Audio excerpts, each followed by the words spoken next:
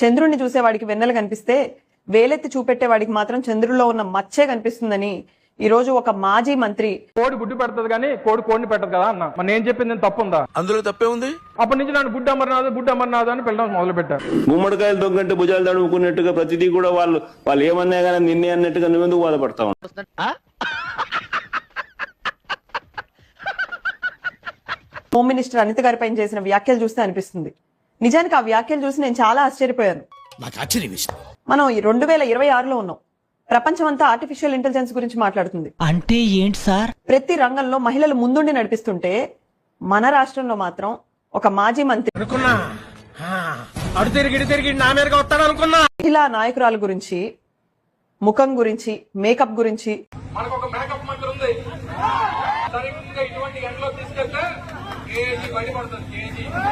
ఏంటి మమ్మీ ఎవడీడు?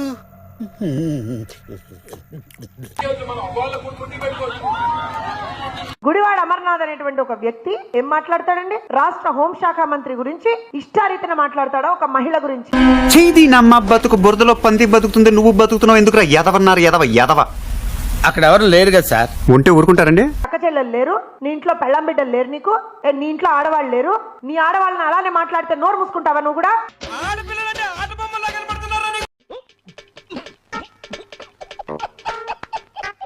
ఒక టీచర్ గా చెప్తున్నా, నీలాంటి వాళ్ళని చెంపలు వాయగొట్టాలి, పిచ్చి పిచ్చిగా వాగినందుకు ఆడవాళ్ళకు. చెప్పు తీసుకొట్టండి సార్. అంటారా తెలుసా?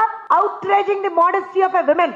ఓ మంత్రిగా ఎలగబెట్టావు కదా నువ్వు, ఎంతో కొంత ఇంగ్లీష్ వచ్చి ఉంటుంది కదా నీకు కూడా. సిస్టర్, నో ఇంగ్లీష్, ఓన్లీ రాకపోతే నేర్చుకో. మీరు చెప్పిన మిషన్ ఏదైతే ఉన్నదో అది నేను చెయ్యలేను. యాక్చువల్లీ నాకు చేత కాదు.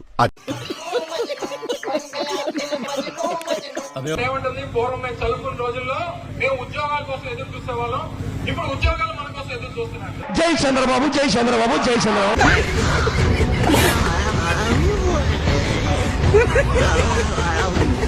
చేసినటువంటి ఉద్యోగం చెప్పు, మాకు చెప్పు. నువ్వు చేసిన ఉద్యోగాలు మా వాళ్ళు చేయలేరులే. పెద్దోళ్ళని కూడా చూడకుండా తిట్టేస్తున్నావు.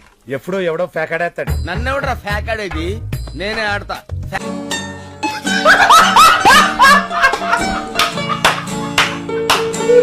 గురించి మాట్లాడడం, మీలాంటి పనులు మా ఇంట్లో ఆడవాళ్ళు చేయరు. ఎంత తమాషాలు ఆడుతున్నావా? మమ్మల్ని ఎవరేం చేయలేరు, మమ్మల్ని ఎవరు ఏమీ చేయలేరు అంతే.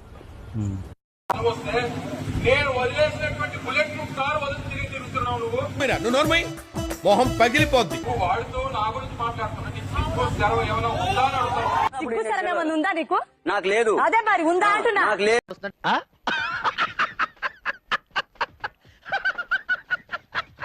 రూపం గురించి మాట్లాడుతుంటే మీకు ఇంకా రాజకీయ విమర్శలు చేయడానికి టాపిక్సే దొరకలేదా అనిపిస్తుంది. అంటే అది